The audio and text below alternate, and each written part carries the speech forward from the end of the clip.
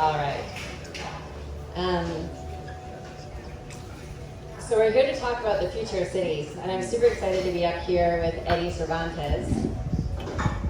We met about 3 weeks ago through Brad. We can go up a touch on the background music. Sorry, I promise once I get this, I'll be golden to go. So I wanted to start with a prayer, because I think that we should start everything with prayer. So I call on the direction of the east, house of the rising sun, of new beginnings and mornings and birth. Thank you for each new day and the new energy. Welcome east.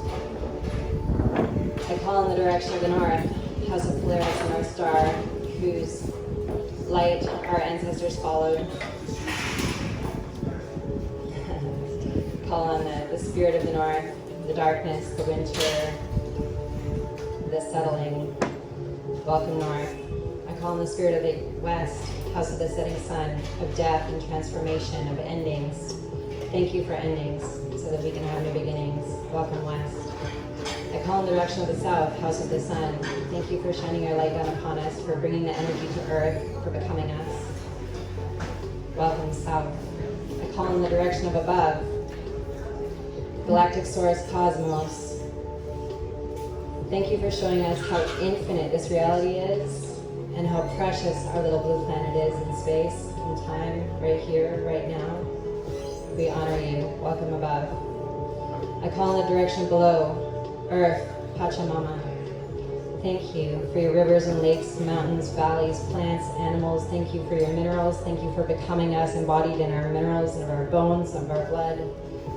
We honor you, Pachamama. Thank you for your patience with us as we learn and grow. Welcome below. I call in the direction of within, all the layers of myself, all the layers of ourselves, from our youngest innocent child self to our ego self, the story we tell ourselves about who we are and why we're here, and to our highest self, connected with God's source, eternal. Welcome. Welcome within. Great Spirit, may my words flow. May I communicate appropriately. Help me manifest the reality in which I want to live in, that I want my children to live in, and that I know this tribe wants to live in. Together we can. And I call on the support of all my guardians, guides, ancestors, and descendants, the medicine of this land, the medicine people of this land, and all those souls present. Thank you. Aho. Amen. I'm going to talk to Cassin.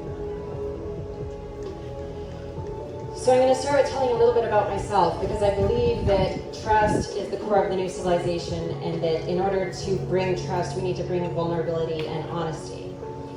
So I grew up in a very dysfunctional household. My father was a workaholic who made his wealth in the oil field and in development, and his businesses fed a lot of people, and he was integral in his work as best as he could. And my mother, she was a stewardess when she met him, and she really hoped to have a more cohesive home, and he was always away working. So they separated when I was 3, and it was a very dysfunctional divorce where they just hated each other. And so I grew up in this environment where these two people that I loved more than anything were hating each other and bringing it down on me. And so I basically lost both of my parents when my dad left. My mom became an alcoholic and had another child. And so I experienced developmental trauma from that age, and it continued. Some of the other things that I experienced along the way is like I went to 13 different schools. So I didn't have a chance to settle in ground and make deep connected friendships. I lost my virginity to date rape when I was 14 years old. I tried to attempt suicide that day because I felt so alone and disconnected, and like I didn't have a soul on earth who was really here with me. And that was really hard. I'm a bit nervous, I'm shaking. And when I was later on in the 14th year, I ran away from home because my family life was so dysfunctional. There was alcoholism, neglect, abuse, and I just couldn't be there. I was so depressed. So I ran away from home, ended up on the streets, and got trafficked and sexually exploited. And then my mother died of her addictions. And my father got custody of me and sent me to a boarding school, and he saved my life. But at that boarding school, we were imprisoned and we were tortured. And so there was trauma upon trauma. And the reason I'm telling you this not only is to share a little bit about where I come from and to build trust with you, but also because I believe that everything that we go through in life creates a strength and a resilience, and the pressures and the challenges that we face in life give us what we need to attain our purpose and give us fuel for our mission and push forward. So after I left that school, I went to a different high school and I graduated with honors. And I went to university to study sciences. I was really interested in biology. And I ended up getting pregnant in my first year of school. I was 20 at the time. And when I went to have an abortion, because I was like, oh my God, I just started university, I can't do this. When I went to have an abortion, I saw the fetus on the screen, and I threw up immediately, and I knew that I couldn't abort this baby. And so I left that and figured out, like, what the hell am I going to do? And when my child was born, her name is Solera, she's 21 now, I suddenly saw that the world is out of balance, that it's not safe necessarily for us going forward in the future, that the way that we're treating each other and the way that we're treating ourselves and the way that we're treating our environment is so incredibly insane that we're on a path to collapse. And so instead of going back to university, I went down to New Mexico and I studied permaculture and earth-based vocations at the Ecoversity of Santa Fe, New Mexico. Sound guy, could you please turn up the background music a little bit? If you're around. And then when I came back with my permaculture design certificate and knowing about natural building and energy systems, it was only 2005, so it was quite a while ago, almost 20 years ago. And nobody knew what permaculture was. And I had a hard time making a go of it, so I was like, okay, I'm going to go into environmental science technology, and I'm going to learn about urban planning and how we can change cities and how we can change the way humans live on the planet. And so I went to environmental science technology with that intention, and I was the only person in the class who wasn't there to learn about how to work in the oil field. So that was hard, but I did it anyway. So I graduated as an environmental science technologist. We had done stuff in chemistry, organic chemistry, remediation of polluted environments, industrial process and pollution control, energy systems, a little bit of basic urban planning and sustainable planning and development. And I learned a lot. And so once I graduated from that, I was like, I'm not going to work in the oil field. You couldn't pay me enough to be out of integrity like that. So I moved to the Kootenays of Nelson, BC, and we decided to have another child before my other child got really older. And unfortunately, Spirit had plans for me in this department. Like we moved to an intentional community, got pregnant, wanted to grow food and build and start this whole new life. And my child was born with a terminal brain disease. And so I spent 2 years taking care of her as she slowly lost her abilities. But I learned how to be present, really present with her, because I couldn't be in the past, because I knew that we'd lost all these things, and I couldn't be in the future because I knew she was going to die. So I was just present and centered with her in her moments. And I learned how to advocate, how to crowdfund, how to build websites, how to do social networking, because I was trying to do everything I could to save my daughter's life. And I was like, I am a divine creator, and I can fix this. I can fix this. I can manifest something. I can work magic if I pray hard enough, if I find somebody who has this amazing new technology, if I find the right healer, that I could change what was going on. And unfortunately, well, not unfortunately, I read the Tibetan Book of the Dead. And I centered into my spirituality and in that presence, I found that this is just the way it's meant to be, and I found acceptance with her. And the reason I'm bringing this up is because while I am optimistic about our future, and I do believe in magic and miracles. I've experienced it and witnessed it firsthand. I am also cognizant that there's the Atman and the Brahman, the universal source creation and the being human here embodied. And sometimes what we need to do is face some reality, some hard truths, some problems, and address them as best we can, like I had to do with my daughter. After she passed away, one of the things I dug into was the lost ancient civilization. Who here is familiar with the lost ancient civilization and all the megalithic structures around the world that we cannot even replicate today? All right, cool. So for the people who don't know, there are amazing feats of engineering and architecture around the world that could be at least 12,000 years old, if not 20 to 50 to 100,000 years old. There is weathering on the Sphinx, for example, that was caused by 1,000 years of rain, which is impossible if it was built 3,000 years ago. So in studying the lost ancient civilization and being the community director for Ancient Explorers, the questions that I had most prominent in my mind is, number one, what happened to these people? What technology were they using to build these things? And if this is a cyclical happening of destruction that happens in our planet, then how are we preparing for this? And so those are some of the questions that informed some of my thought process around this. So I am going to share some difficult truths with you today. And as I have shared my vulnerability with you, I want you to know that I'm holding space for each of you in these times, in this moment, in this presentation, and that I will be presenting some really amazing solutions after these hard truths.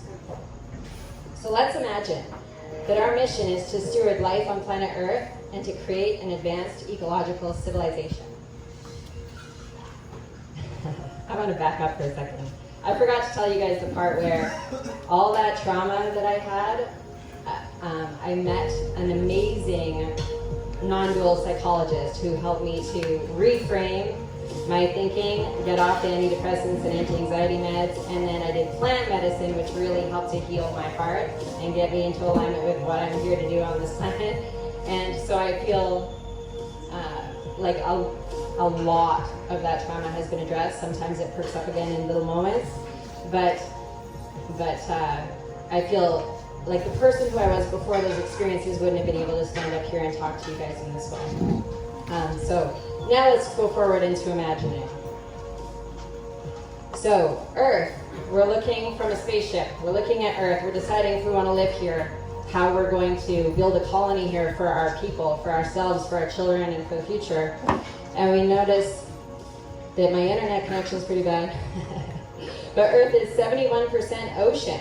Maybe it should have been called Oceania instead of Earth. 29% land. 10% of that land and ocean is covered in ice. 9% of the Earth is forested. Only 3.5% of it is arable land. Life on Earth, we have bacteria, eukarya, including plants, animals, fungi, protista, and archaea. And our main elements here are oxygen, silicon, aluminum, iron, and calcium. So we need to get the lay of the land. What are we going to do on this planet? What do we have? What are the resources? And what are the problems? So currently, we are witnessing the 6th extinction. Our biodiversity loss is so bad that we've wiped out 70% of the other animals on Earth since 1970, and 80% since what they consider the dawn of civilization, which could be a wrong number. So we're seeing species extinction, massive deforestation, climate change, ocean health decline, pollution, our freshwater resources are dwindling and depleting, and we're seeing soil degradation. And that's happening from our industrial agriculture and deforestation practices.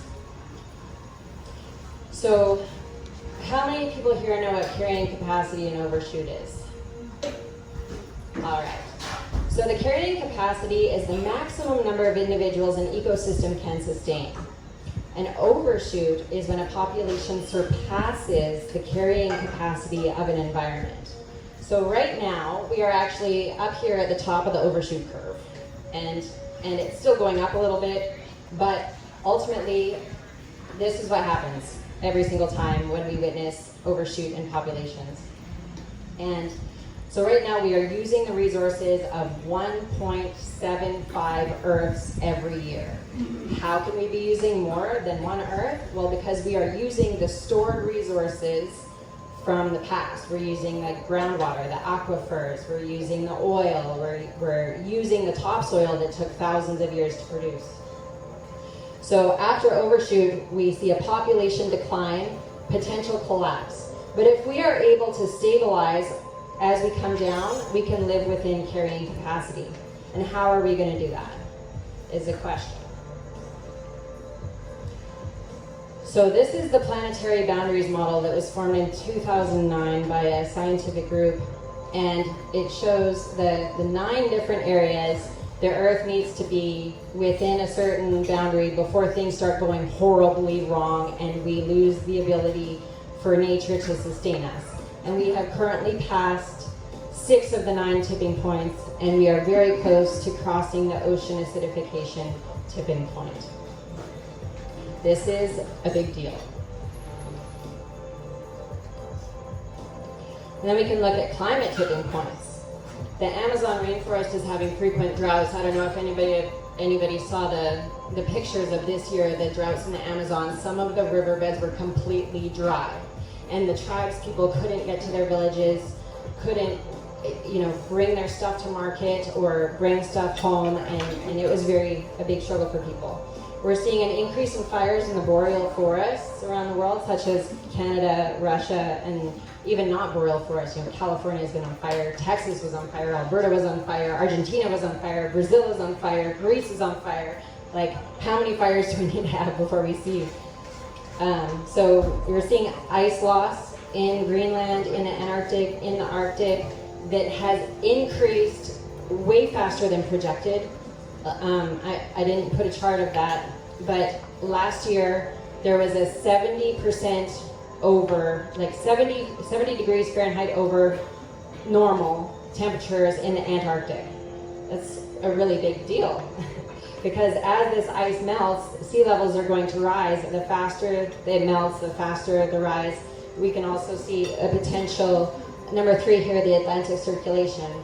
So the Atlantic Mary O'Donnell overturning circulation, the AMOC current, of which the Gulf Stream is a part, is a current that brings warm water from the south of the ocean up the coast of the United States and over to Europe. It moderates the temperate climate so that people can live there and grow food.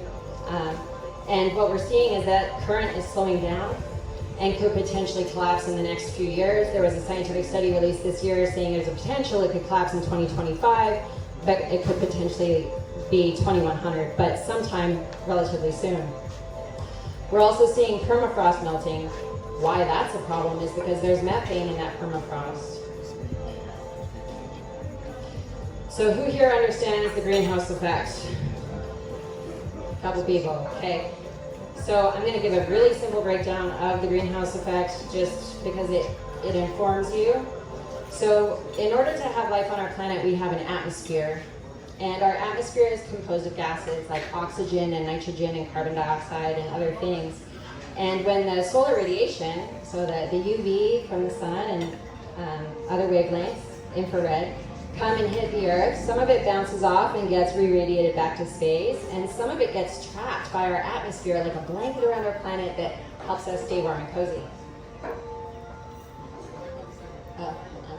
And when we have excessive greenhouse gases, more heat stays and less heat goes. So it changes the balance. Okay?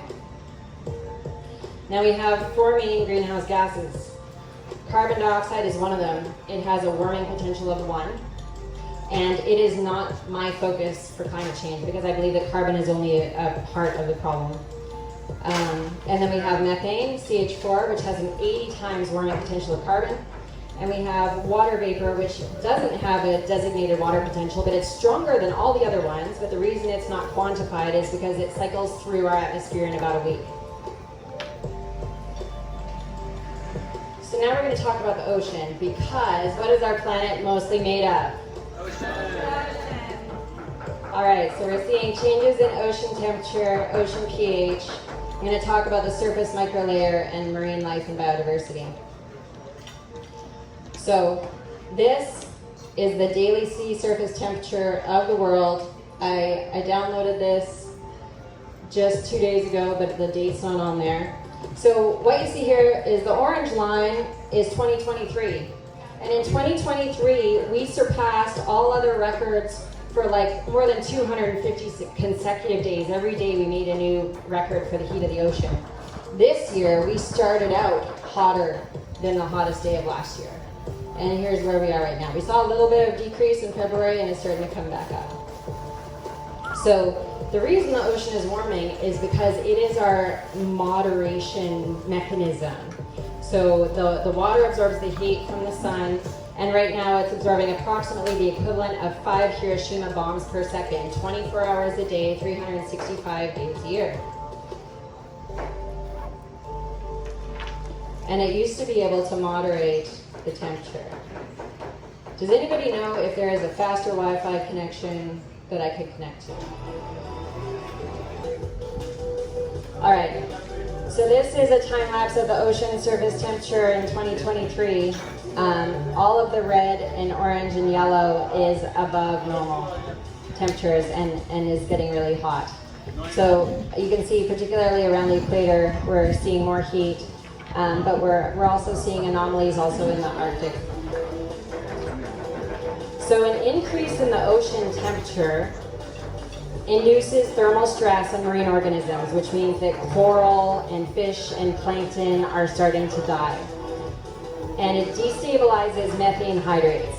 So methane hydrate is a molecule of methane that is surrounded by a lattice of water molecules, which is under such pressure and temperature at the bottom of the ocean that it forms a solid called fire ice. Now there is more than 100 trillion cubic feet of methane hydrate at risk of vaporizing and becoming gas methane into the atmosphere. And when that happens, we're going to see exponential, like logarithmic warming. Like it's a serious risk. So now we're going to move on to ocean acidification. So at pH 7.95, carbonate-based marine organisms and coral cannot efficiently make calcium carbonate to build and maintain their skeletons and shells. Did this go off? There we go. So what we're seeing is that some areas of the ocean now have a pH as low as 7.98, which means that we are super close to having an ocean that can no longer support marine life. And there's studies I can point you to if you want to see them. So this is the scariest diagram that I've ever seen. And I'm sorry to share it with you, but I feel like it's important. So on the left, we see the marine life percentage survival. On the right, we see the pH. At the bottom, we see the timeline.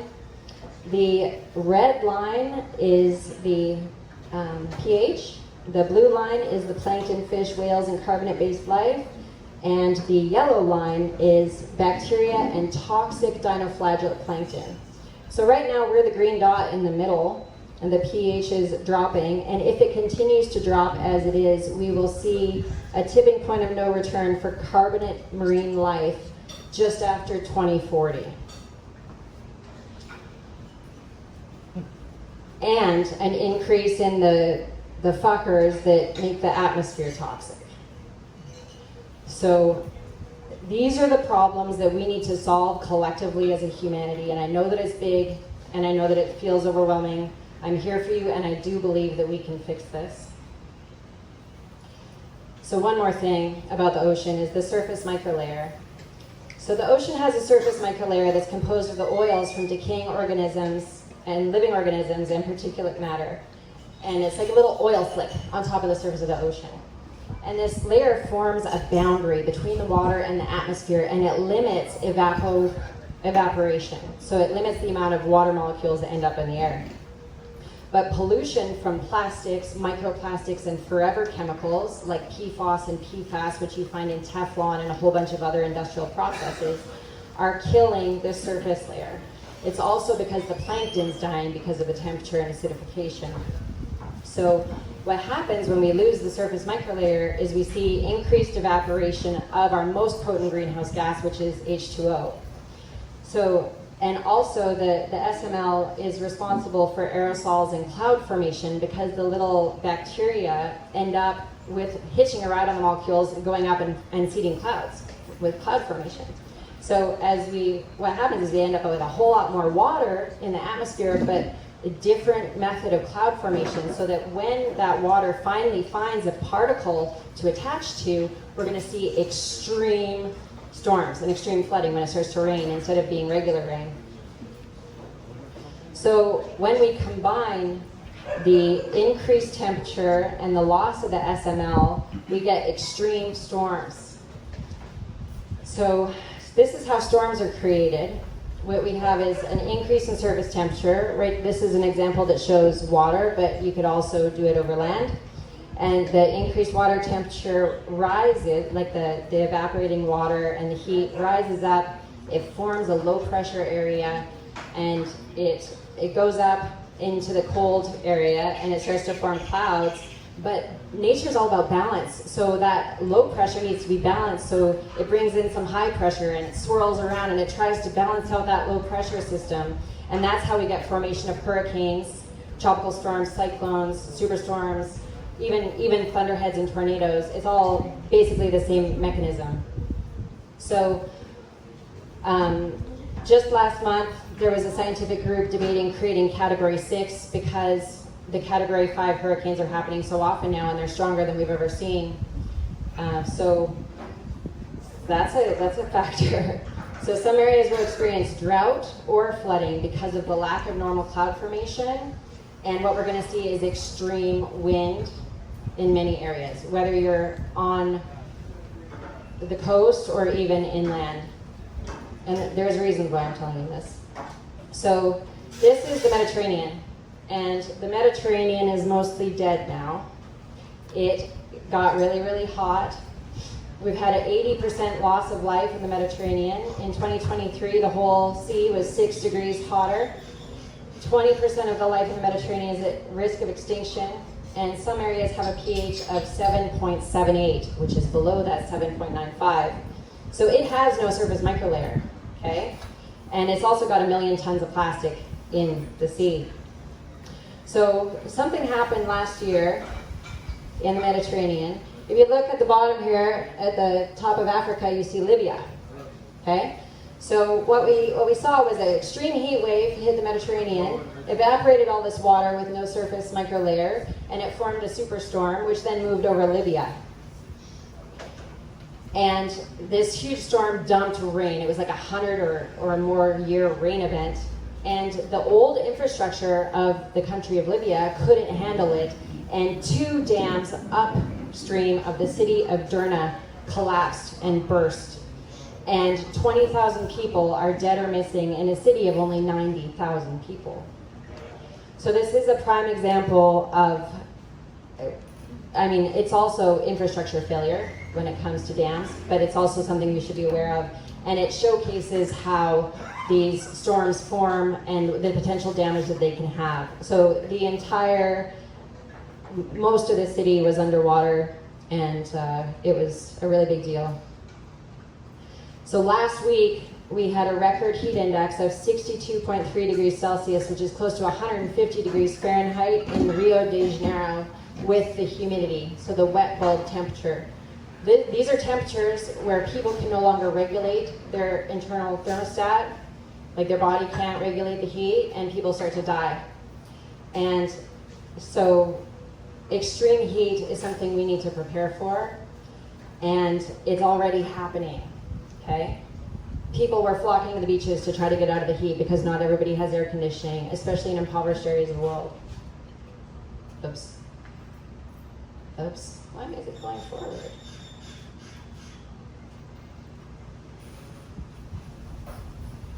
All right, so this is the situation on our planet, at least the bad parts. These are the problems that we're facing when we're analyzing our planet Earth and looking at how do we create systems that will work for humanity and all of life. and what are the important areas we need to take action on, and what kind of things do we need to prepare for. So extreme weather is a thing caused by all the things I already mentioned: the deforestation, biodiversity loss, ocean issues, climate, greenhouse gases. So we need to take action now. What happened to the music, maestro? Where'd the music guy go? All right, well, we'll keep going. So number one, what do we need to do? Adaptation and resilience. We need to prepare to live in a different world. We need to be preparing for wind, watching where we build, growing food, producing our own power, forming strong connections in the community. And how are we going to manage the fact that there's 8 billion people on the planet who are all going to be at different levels of risk, and more than half, I think it's, does anyone know the number on poverty? Isn't it like 80% of the world's population lives in poverty? I don't know it right now. And then the second thing we need to do after we keep people safe and build the systems to keep them safe from this is regenerate nature. As quickly and as fast as we can, we need to be planting trees, restoring ecosystems, and limiting pollution and changing agriculture. But how do we do that? It's so freaking huge. We've got multinational corporations and big banks and people in positions of power who don't seem to get it. I don't know why, and I wish I could explain it to you, but I don't understand. But what I do know is that a small group of committed people can change the world, and it's the only thing that ever has. And so if we lock arms and take action and start to build a completely new framework for how we live on this planet, then we can make it through what's coming, and so we can keep our civilization at a point where we have the technology, the know-how, and the ability to fix the havoc that we have wrought on our brothers and sisters of Mother Earth. So I am realistic. I expect miracles. As I mentioned, I witness them every day. You know, every day I'm finding a piece of the puzzle in a person or an organization that has something to contribute to the bigger vision. And so I believe that the universe is bringing this through. It's an emerging property. It's not coming from me or from you or from Adam. It's coming through all of us because the universe knows, and Earth knows. Earth is not stupid. Earth is putting us through a process of growth.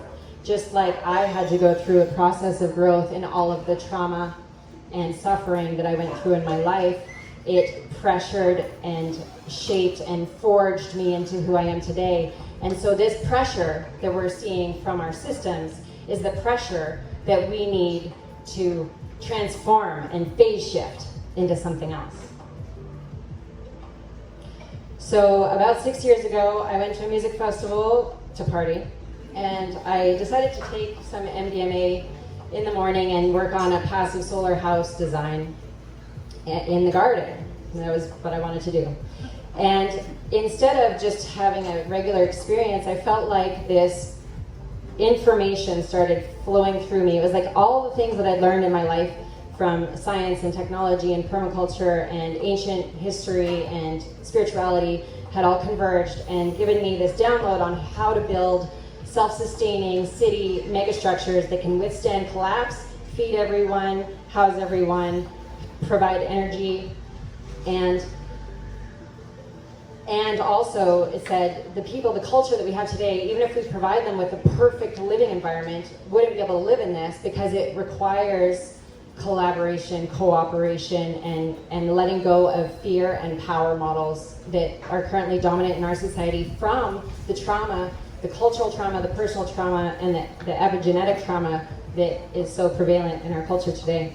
So Spirit said, we need to accelerate the consciousness of humanity, and it starts with you, Camara. You need psychedelic therapy to heal your PTSD, and then you can take what you've learned and bring people together in community and co-design the structure, bring together the architects, the engineers, the people, pull them all together, let's lock arms, and let's help save humanity, and not just one. but let's open source whatever we come up with and make it available to everybody on Earth so that they can have it too.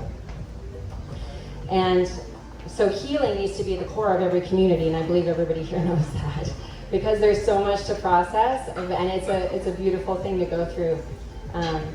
So that was when I had that vision, and ever since then, the magic and miracles have gone along towards that vision. Like, so many of the things that I wrote down that day have come into my field and have now come true, and I've partnered in alliances with these people and organizations that I saw in that vision.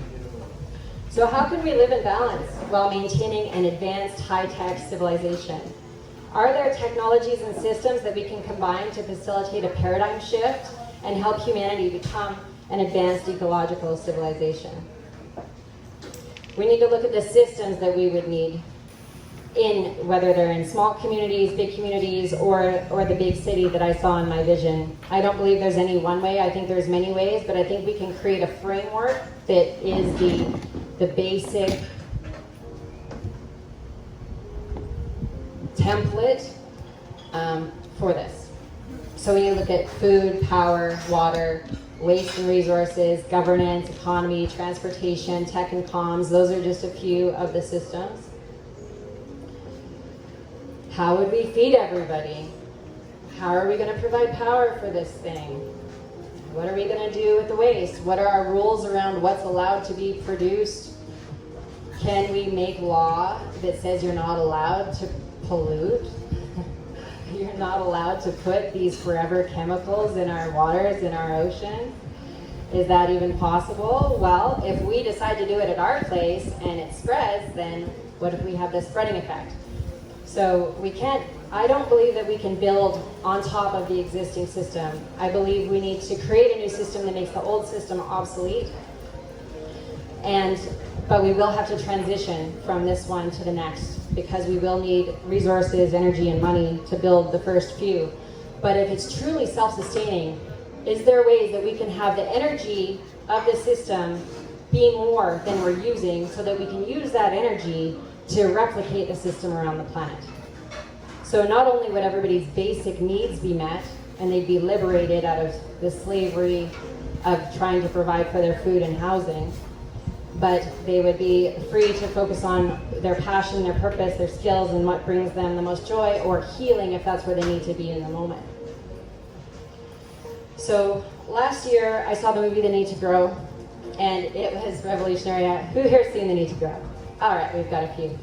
So basically, it's about saving soil, because we've only got about 50 years of topsoil left with the industrial agriculture model, because the topsoil is eroding, whether it's being washed away by flooding or blown away by wind, and mined heavily for its minerals and for its carbon. So saving the soil, how do we do that? Well, my friend Michael Smith came up with an Earth Power Lodge, which is a biorefinery that takes waste biomass and it pyrolyzes it to make biochar. Now, biochar is an amazing substance that locks carbon in and helps to replenish soils. It holds its carbon, it holds water, it provides an environment for the microbiome to grow in the soil. And so we produce biochar, but in that process, we also get syngas and wood vinegar in the pyrolysis phase, which is the making of the biochar. And then the emissions that are made in that process are fed to pools of algae inside the unit. So the dragon represents our pyrolysis unit that makes the biochar, and the emissions get fed into the algae ponds inside. The algae absorbs it and grows, and then we digest it, and in that process we make organic biostimulant fertilizer, and we combine that with the biochar, and not only does it feed plants, but it also heals the soil microbiome. And then the wood vinegar can be used as a natural pesticide and herbicide that is not toxic for the soil or for human beings, and actually helps the soil biome too. So the byproduct of this process is electricity, and one of our smallest units can generate enough electricity to power up to 200 homes. So that's me and Michael in his lab I was like, we need to decentralize this data because it's not just a biorefinery, it's actually a natural solutions engine. So it's all artificial intelligence software in the back end, monitoring all the different variables and then making rapid adjustments to optimize the system. And we want to have them be nodes in a network that are all informing each other. And so he's a genius in AI and software engineering. So we're going to feed plants, restore the soil biome, and we see a 50 to 100% increase in crop yield without chemical fertilizers and insecticides. So daily we can regenerate 151 acres of land, we can power 200 homes, and we can sequester 3.5 tons of CO2. That's just our smallest unit. So one of those small units is 52,000 acres a year that can be treated and regenerated, which is a pretty big deal. So I'm really proud to be involved with that organization. I'm now a coordinator for them because when I saw the movie, I hunted down Michael and I said, I have to talk to you. I have this vision. We need to build cities of the future. We need to help humanity get through this crisis. We need to reforest the planet, restore ecosystems, heal the ocean. We need to feed people. And he's like, yes, Camara, 100% I'm on board. And so I started volunteering. And I went to Dow Denver last year because in the middle of a medicine ceremony, Spirit said, you need to go to Dow Denver. I was like, okay, so I bought a ticket and I went. And on the side of the building that we were doing Dow Denver conference in, which is a part of Ethereum Denver, a crypto conference, there was this mural. And I didn't see it until a couple days in when I went across the street and I was like, holy shit, that looks like an Atlantean priestess calling into reality what she wants to manifest. And how powerful is it that it's on the side of the building at Dow Denver. And at Dow Denver, I was introduced to Threefold, which is a decentralized internet tech that takes our data out of the hands of big corporations like Amazon and Facebook and Google and secures it to a person. And I read, this is Christoph de Spiegler, he's the founder of Threefold, and he sent me his documentation and his visions for a new human civilization, and they were completely in alignment with what I saw. And that was the first time I met somebody else who was sharing the vision. So then Spirit had me go to Zuzalu. It was a pop-up crypto city that happened last year in Montenegro with Vitalik Buterin and the Ethereum Foundation. And it was when I saw the schedule that I realized I really had to go and learn. So longevity and health, synthetic biology, new cities and network states, privacy, ZK Week, public goods, which is funding something in the commons for everybody to use, AI and crypto, coordinations and digital tribes. I was like, I have to be there, I have to learn, I have to meet these people. So I went. And I took Michael and Christoph with me, and we all went to learn. We were there for 2 months. And on one of the first days, I asked a question to these two legends. On the left is Jennifer Holmgren of Lanzatech, and on the right is Ginger Dossier of Biocement. And I was really honored to be asked on stage to talk with them about their technologies. So Lanzatech is an exciting new technology that sequesters carbon dioxide emissions from industrial stat gases and puts it through a biodigestion process, which then produces protein, ethylene, and ethanol. So we're taking the carbon and making products that can be used and sequestering it. Now I'm not a fan of plastics, so I would love to see how they're going to remedy the plastic in the equation of making plastic products. But it is better than anything else I've seen for industrial carbon sequestration that actually has a good use so that we can make, for instance, jet fuel with carbon from the atmosphere. And then Biomason has produced a biologically made cement. So cement is one of the biggest greenhouse gas emitters and energy intensive things that we use to build, and we use it all over the world, and we use copious amounts of it all the time, every day. Everything around us here is built with cement.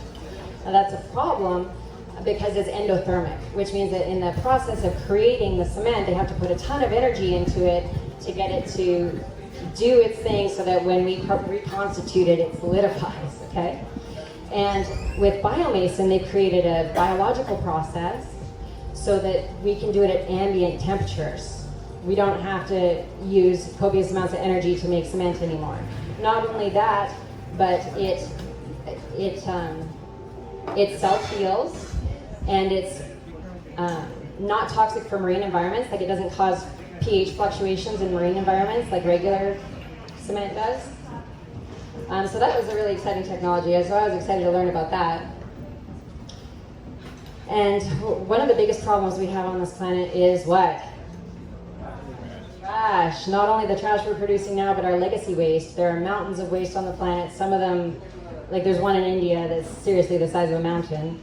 And that legacy waste isn't just garbage, it is a resource. Like, what if we could get the stuff out of this trash that's still good? Like the metals and the plastic, the hydrocarbons, the rare earth minerals.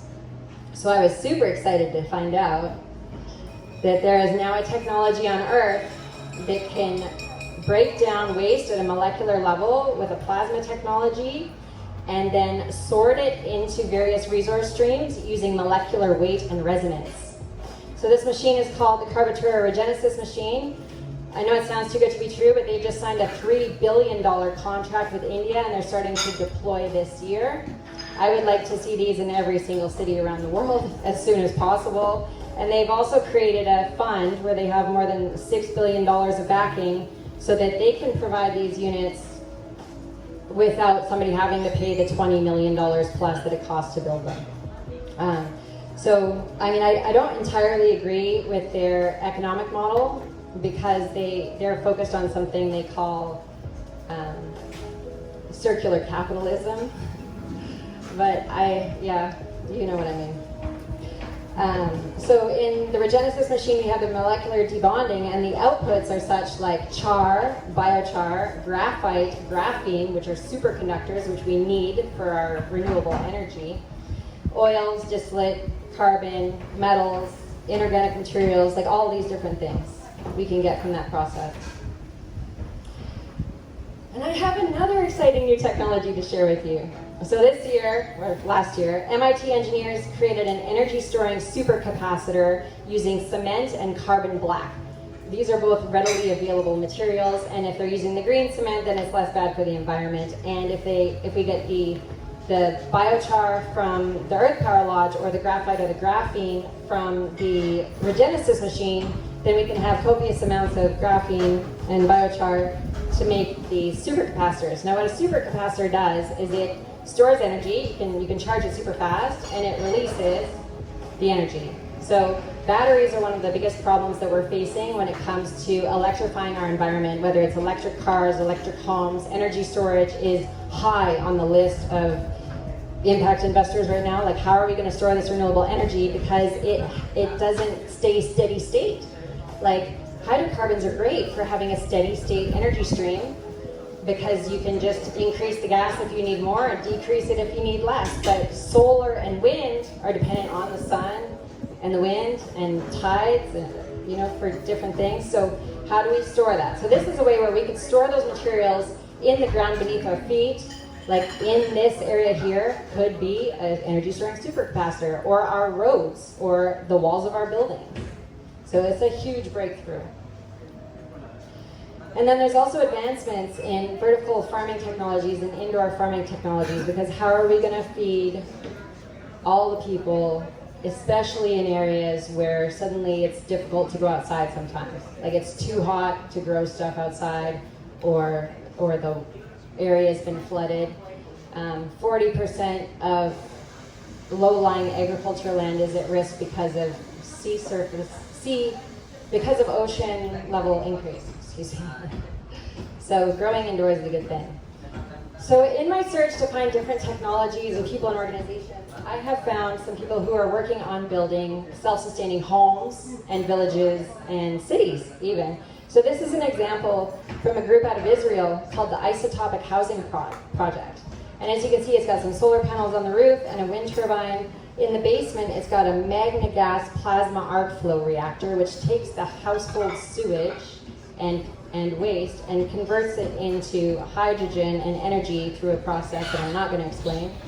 But this and they have a greenhouse in the back, which I think needs to be a lot bigger, and they're also doing aquaculture. So the goal here was for them to provide for the basic needs of its inhabitants. I think we need to provide for the basic needs of our inhabitants, but on a much bigger scale, because there's efficiency in scaling efficiency. I'm at a loss for words. Efficiencies. There is greater efficiency at scale. So everybody wants to build their own house and have their own community. But if we lock arms and do it together, then we will save energy, we will save costs, we will have systems that can work for all of us. So Bioautonomy is another group. Moen is building villages and buildings in first principles and trying to feed people and be super green. And so that's a little bit about some of the technologies and buildings that I found, but let's talk a little bit about regeneration, because like I said, number one, we need to adapt and build to prepare. And number two, we need to restore ecosystems. So we need to look at people who have done this before. So this is John DeLue, who I met in New York at the Transformative Impact Summit a few months ago. And he's got an organization called Ecosystem Restoration Communities, where they restore whole ecosystems.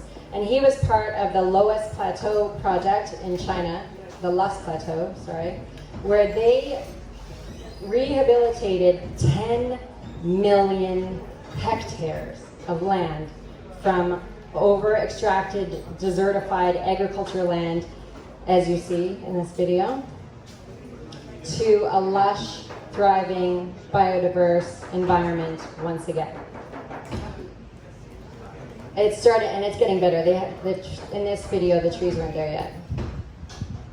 So there's groups such as the Ecosystem Restoration Alliance and Eco Community Association, where you can go and you can help and you can join, you can support financially. What we need to be doing is planting trees, planting food forests, helping to reverse desertification, because droughts follow deforestation. It's not the opposite. Like the hydrological cycle is the key to all of this. So here's an example of a 7,000 acre site for eco-restoration in Kentucky. I know the owner, and he's part of the ecosystem restoration community. And he's like, I've got 7,000 acres. I would love for people to show up and build a community and help me restore this land. And there are many, many, many sites like this. This used to be an old mine site, like a pit mine. So do we have what it takes? Do we have the will, the technologies, the intelligence? Do we have what it takes to survive, not only survive, but thrive through what's coming? And you know, one of the slides I didn't get to put in here because I didn't feel I had enough information to do so, was about Adam's core nexus technology. So when we look at these cities of the future, this is an AI generated image. It never gets it exactly the way I want it. But say we've got a population living here, and we're not on the same system that we used to be. So you're not, we're not using, actually, I'm gonna just be careful about what I say. We're using a method of rewarding and tasking and governance and education that is advanced and outside of what we used to do to inform the entire population. So say you had an app on your phone and you could look at it, and not only would you get information about your communications and your social channels, but you would also find out what tasks were available that you could do if you wanted to and what you're qualified for. And because of the intelligence built into that, it would only suggest things to you that it knows that you like and that you want to do. And it could potentially change the energetic value of one of those things to increase. Like if somebody doesn't want to do a task, the value of that dynamically increases until somebody's like, hey, I want to do that. Or like missions. So in the Core Nexus platform, I really see the potential for connecting people socially, but also on the levels of education, gaming, governance, and even transacting and tasking, which is exactly what we would need to have a coherent thing for the people who live in our community, even if it's a big community. And then we can have a meritocracy democracy where we all get to vote instead of this broken democratic system that we have where whoever has the most money gets to buy the rules, which is killing the planet. So let's stop that. Here's some other images of different cities. So this is one of my favorite images. I used it on Visionary Fund. It's by Autumn Skye Morrison. I created a crowdfunding platform called Visionary Fund where people can crowdfund money for personal growth and visionary projects. It's part of the bigger vision to bring people together to create what we want and pay for it ourselves. And so if we work together, we're all weaving the new world together. And one person can't do it alone, but this is how the Amish move a barn. They pick it up with 200 or so people from their group, and they move it by hand. Because each person can carry a little bit. So we're on the edge of a paradigm shift. And what we really need is I think we need a combination of the techno-optimism and the deep re-earthing of restoration. So what are we doing? What is Masterminding Eden? Masterminding Eden is an event that's going to happen in the spring of 2025. We're bringing together people to design a framework for a climate-resilient, regenerative human habitation and culture. Our goal is to look at all the problems, find the best solutions that we can, put them all together in a framework, then simulate it with advanced simulation technology and computation, and then finish the design and build it. We can also gamify it so that we can test the environment before we build the real thing and see what really works. So we're doing a 1-month co-living mastermind and hackathon with 300 specialists from all systems. And some people might not be able to stay the whole month. Some people are so busy they can only stay for a week, but I'm hoping to impress upon them the importance that this might be the most important thing they ever do. And maybe they'll come. So currently, I have a venue in Washington, USA, which is a decommissioned military base which can feed and house and support 300 people. And we've raised our first $10,000 on Gitcoin to support creating this event. These are some of the organizations that have joined Masterminding Eden. We have the Venus Project, the Auravana Project, Earthwise, Nested Ventures, Hubtropolis, Regenitech, Regenerate Studio, HiFiDAO, the Blue Dot Project, Eduardo's here, Xerxes is here from HiFiDAO.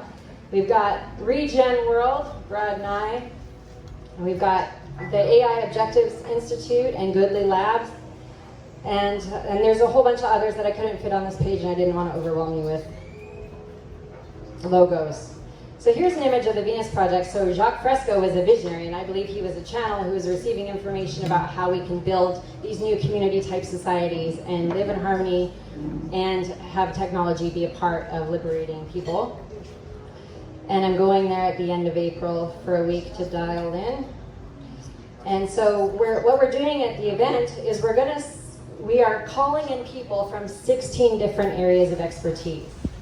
So I'm going to read through them really quick. Architecture, structural engineering, civil engineering is one group.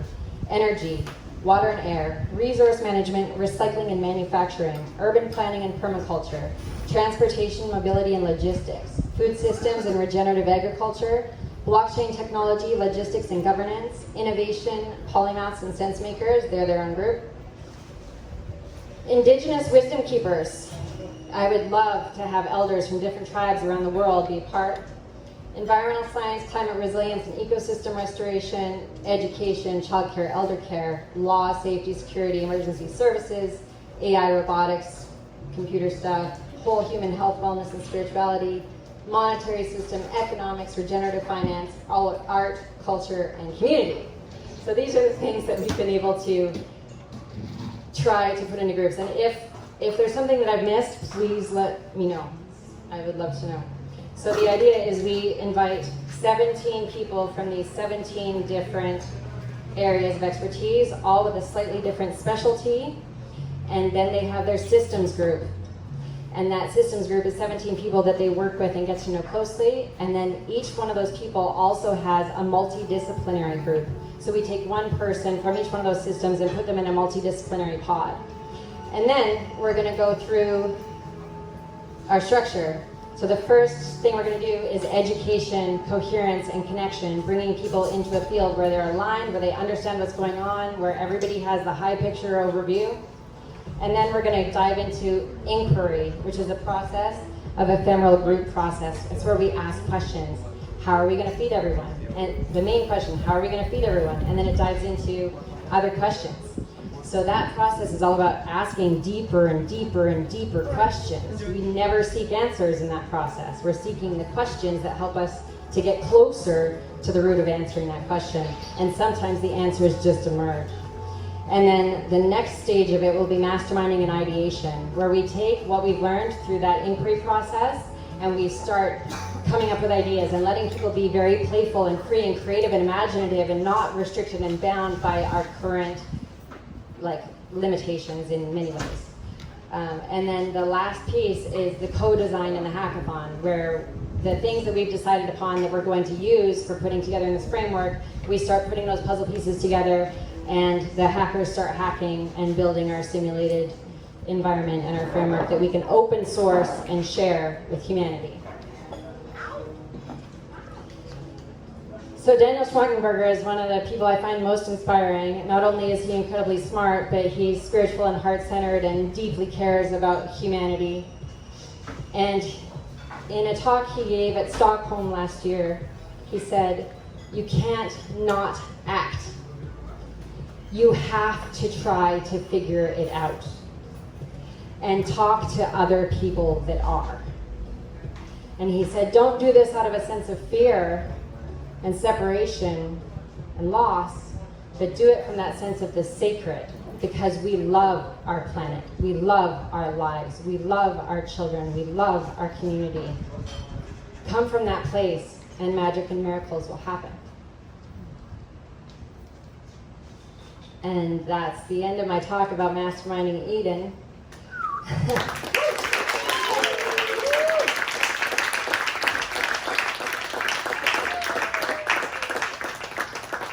So would anybody like to say something or a reflection or ask a question? Okay. Would you come up here to the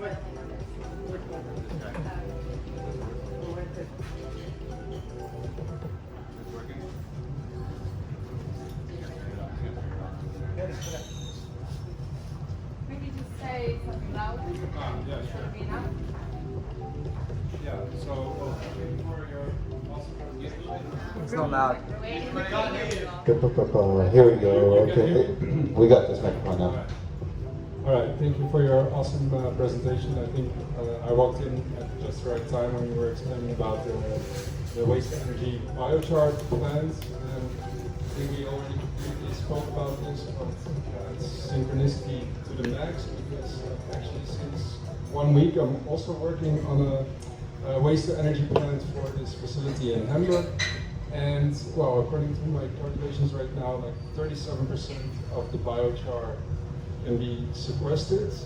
But I was actually more interested about the other, 63%, because you say you use algae to sequester the leftover carbon emissions, and you also had other processes in place.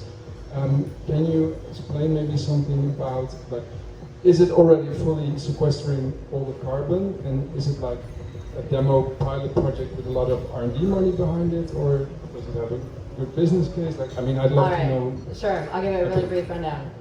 So we bubble the emissions, like the off gas from the generator, through the algae ponds, and it absorbs it, and it eats it as food. And I do not know the exact number of the efficiency of that, but it's the only food we give the algae. Okay, and so and ultimately it comes out super clear and money-wise that it's yeah. So it is also case, a very financially feasible. So that's a whole other presentation. I wish I could have given it this week. Maybe I still can, but when you build an Earth Power Lodge, you can recover your investment in the first 1.5 to 2 years, and then it's just gravy after that, which is one of the reasons why it's so exciting. When we produce electricity, sequester carbon, and produce regenerative products, it also creates a use case for a regenerative economic model. Okay, well, let's talk more, and I think I'm going to make my client very happy with this information, so thank you. You're very welcome.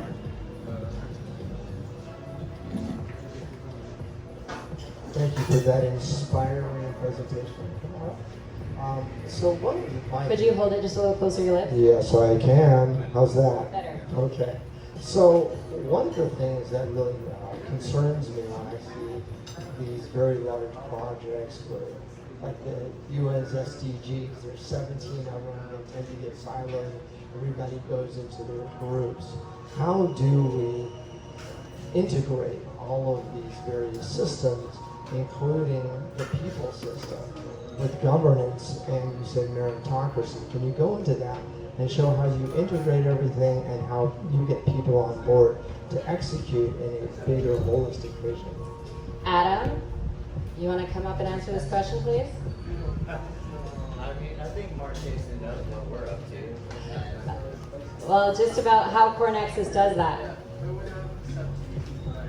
Yeah, I mean, Mark, you're tapping into the heart of the biggest question, which is how do we mobilize people and how do we essentially create the pattern for self-governance and independent biospheric governance that has the level of capacity for attention to actually listen to what's going on, to know what's happening in the different sectors, to be able to fund and empower people to do jobs and vocation that actually translates as work and livelihood for them, and do that across a whole variety of complex different work projects and impact sectors. And so Core Nexus is a planetary operating system that on one side is a Trojan horse to take on Meta and X and these gigantic centralized social systems by letting you import all of your data back to a decentralized ID with the capacity for total decentralization of data exchange as well. And what that basically means is you'll never be throttled again. You'll never have a centralized controller playing Wizard of Oz saying, sorry, you can't reach people anymore because now you have 1 million followers, you gotta pay to play. But on the other side, it's an economic system. It's a regenerative economic model that empowers you to sell any kind of digital goods or services through a digital product, share royalties with friends, and drive money into impact funds. Now, in the old model, we would just say, that's enough. Great, good job, you donated to impact funds, or you donated to charity, woo, right? But today that doesn't work, because we know the Red Cross, we know these giant charities and models generally don't actually get it done. So the final piece of the puzzle is really like a mission-based event system, a gamified event system, where any kind of job can become a mission that people take on, and the funds attach bounties to those missions. So essentially we create a youth culture of bounty hunters, and we get kids, instead of coming into college or high school and doing Uber or Lyft or TaskRabbit as a side job to make money because they don't want to do a 9-to-5 corporate job anymore, we now plug them into a specific impact-oriented job or piece of work, which could look like cleaning up a river or planting trees or developing community gardens or working with the homeless. I mean, really, it's all sectors count in this picture. And I think that when it starts to come to city infrastructure and looking at something like this, it's really just about understanding that everybody's got a passion, everybody's got a desire, everybody's got something that lights them up. And if there's a clear and simple way for them to choose their participation, show up, do the work, have it recorded, they earn points for it, they earn badges for it, they earn trust for it from their friends, and now they're in this gamified progress of becoming a superhero as they're building a new city or a new infrastructure. I think we're a lot closer then. And governance is a little bit more tricky, when we get on that side, but essentially it's, the problem of people agreeing to things is a problem that no technology can just solve. people have to learn how to relate to each other and actually agree.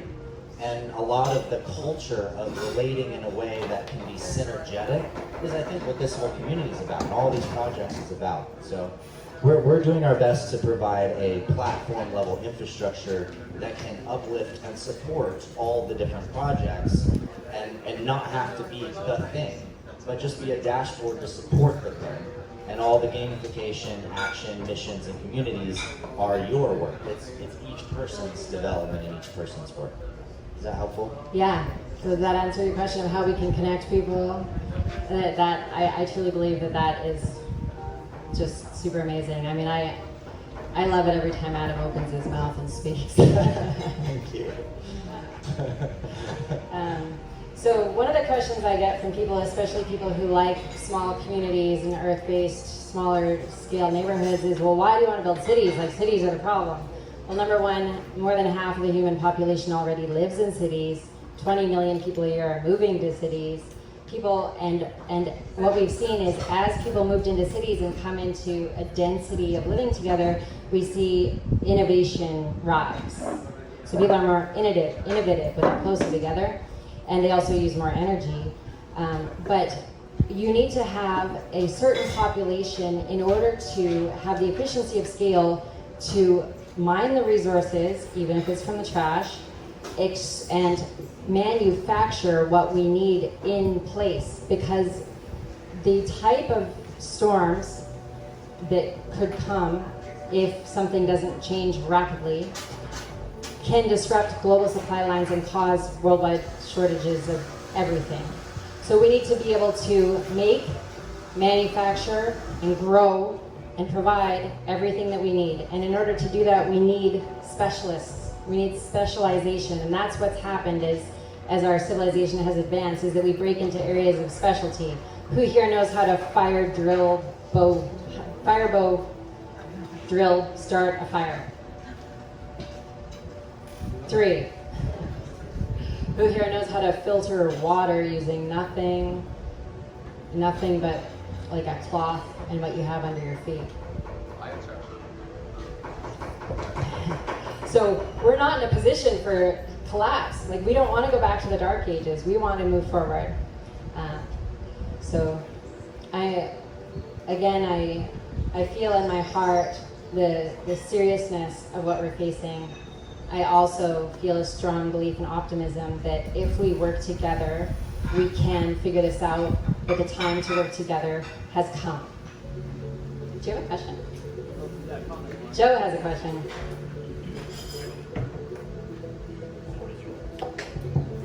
First off, I just want to say thank you so much for your deep heart and your commitment to this mission. You've grown so much as a speaker and your ability to share this message, and I just see you growing all the time. So thank you for creating this conversation. Because if I'm being honest, it's heavy, like all this content and so many people I talk to, and myself as well, just taking on more and more responsibility in this movement. The more we look around and see, like you said, those with power and in leadership are just not doing it nearly as much as we need. So the question I have for you, and maybe to start a group discussion a little bit, is around the path to getting there. So I made my career around marketing, sales, and business development because I love the engine of telling stories, creating partnerships, and allowing people to align in a direction that is purpose-driven. And something that I recognized in this, kind of movement is this aversion to money, so much so that we throw out the potential engine of conscious capitalism to be the powerhouse to help us create this.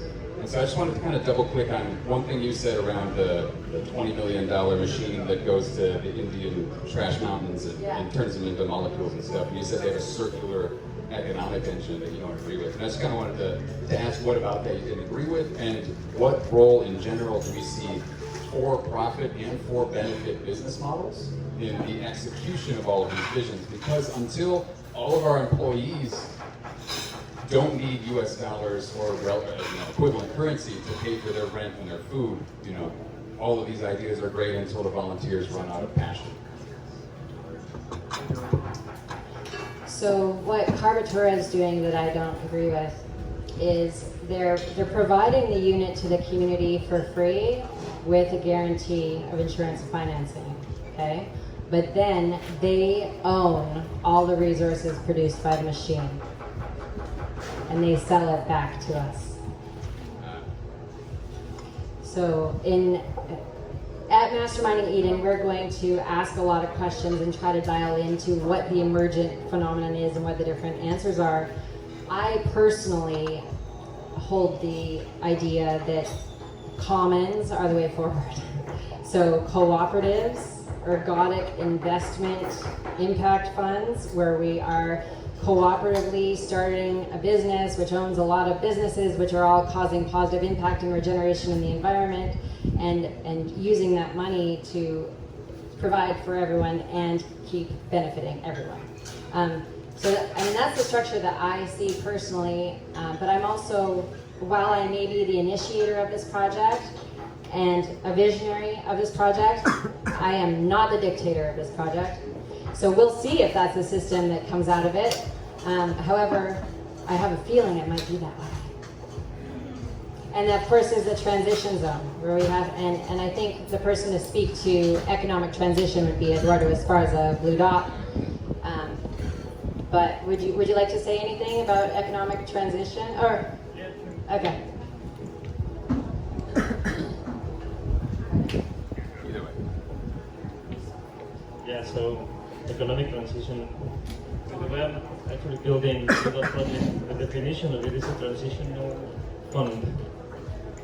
And the idea is that certainly for-profit is necessary because it needs to be sustaining.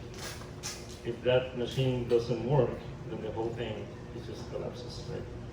The for-profit model is necessary. And I call it transitionary because we have to figure out a way for the fund and the wealth of the world to actually find ways to circulate. One of the 8 or 9 principles of regenerative economics is robust circulation, and I have adopted that as a principle of the Blue Earth project. Because our role, and the role of financiers, should not be to acquire everything and then accumulate, but actually to, yes, acquire, finance, but then help circulate, and then go to the next chapter, and then circulate again. And so we become like this Pac-Man, eating degradation and outputting regeneration. But for that, we have to rethink what wealth is and what the role of finance is. It's not to create more finance and more accumulation, it's actually to circulate. It's like in the human body, right? Who holds more blood at any point in time? The pinky toe or the heart? Well, does that mean that the heart is wealthier? It doesn't accumulate. If it was to accumulate blood, I mean, you'd probably die, right? So wealth in terms of the power to circulate is probably a much better definition than accumulation, right? So that's how I see that the future of financing and the for-profit models are absolutely necessary. In the transition phase. Yes. Thank you, Eduardo. Okay, sir, you had a question or wanted to say something. This is going to be the last question, unless somebody has a burning desire to say something. Do you have burning desire? Okay, you'll be the last. Well, first, I, like so many other here, want to acknowledge your transformation, your courage, your dedication, your commitment.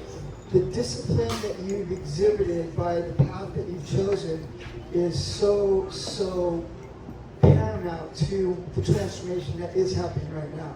So I just really, just from the bottom of my heart, acknowledge your soul, because you went through so much pain and you've been able to transmit that and transmute it into the cathartic gift that you gave us earlier today, which is really happening. Because I know, I studied the Seams work, and we realize that we're all interconnected, we're all living universes, and that our art is to recognize who we are. And as I believe we're all living universes, we're so much more powerful than we realized. So what caused me to raise my hand was I was fortunate enough when I was younger to study under two innovators. One, he was a Hungarian Jewish astrophysicist, and he innovated what was called the science of volition. And I don't know if you're familiar with it, but he was wanting to go to the stars and was working for NASA and realized it was so upside down that this whole planet needed an alternative to what was happening. And it's an eloquent science, it's extraordinarily powerful. And two, I call it purple enterprise. And the purple enterprise is where the core drivers are integrity and gratitude. And when we understand the depth and the knowledge behind this science, it's really provides so many solutions to what we're facing as humanity. And I think probably one of our greatest leaders is Jesus and his example that he set. And what we realize is that, hey, Jesus I see him as a brother, and that we're all gods and goddesses, and we're all having the opportunity to embody that level of mastery. That's when it's like, okay, guys, let's activate. Like, my brother with the black hat. I mean, his work is so critical because the magnitude of help that's needed is off the charts, and you displayed that today. Another science that I've been gracious to study under is the science of biogeometry. And Ibrahim Karim, he talks about, it's basically how, as humans, can we create beauty and harmony in space. And I think that the more we focus on living inside out, and like, where's my brother Brad? I don't know if he's here, but I always talk to Brad. I said, Brad, so I have this thing called the Awareness Breathing Campaign, which is, learning how to relax. Is the more we're connected to ourselves, the more we can really make the impact. So I feel that profit is critical, and I feel that it's a higher level of consciousness and awareness of it, and where it's articulated in 3 levels. So it's super loud. And I feel the heart that you have, because you really, and I'll from a spiritual paradigm, we are so connected with Mother Earth that that's the 13th chakra, which we all have a relationship with her. So depending on how activated we are spiritually, depends on how we connect. You, sister, I just thank you so much, and it's an honor to be in your presence, and I'm here to support, and I'm just grateful to be here right now. Thank you so much for sharing. Oh. More of a statement. But there's the man in the yellow hat. I'll make it quick. Yeah, so I don't know that I have a question. Can you hold it closer? Yeah, I don't know that I have a question, but I have a reflection that's been landing with me, and hopefully it will land with others. This felt very meta-regenerative. What I mean is, it encompassed many regenerative areas. So I wrote down here, regenerative ag, regenerative building, regenerative finance, and most importantly for me, regenerative communication. And I loved how you started it out with the personal vulnerability that really grounded it for us. And you didn't just choose to share with us beautiful regenerative projects, you shared a regenerative process for you. And I think if we're going to think of regeneration as whole systems thinking, which many of us do, this was whole systems. This was matter regenerative. You chose almost all the regenerative processes, industries, and you combined them. And for me, that was really, really beautiful that you chose to start with that personal anecdote. And it not only was something that I think is meaningful, it's beautiful projects you're sharing, but your journey that you're sharing. And so it's both personally meaningful and collectively meaningful. So I wanted to honor you for that. I received that. Thank you so much. I know I took a little bit longer than I thought I would in this presentation. And like I said, I know that there's some heavy stuff in there. But even though we are one with the divine, even though we are consciously influencing our reality with every breath we take, and it is being created every single moment, even then, when there is a car careening down the street at me, I'm going to move out of the way if I don't want to die and go to the next thing. It's a choice, right? And we can pray as well, and we can manifest, and we can unify, especially in groups, because there's that power and magic in group unification and meditation and mysticism, like with Adam's group Unify or other groups. And one of the things that I would encourage you all to pray for is breakthrough energy, because we've got an energy problem. If we can resolve the energy problem, then we can clean things up a lot faster. We can reverse the problems in the ocean. We can do so much. So if you want to pray for whatever that looks like for you, whether it's fusion or 0-point energy or gravity drives or whatever it is for you, please include it in your prayers. That humanity is able to come up with the energy that we need to fix this problem as soon as possible, and the intelligence to do so. Oh,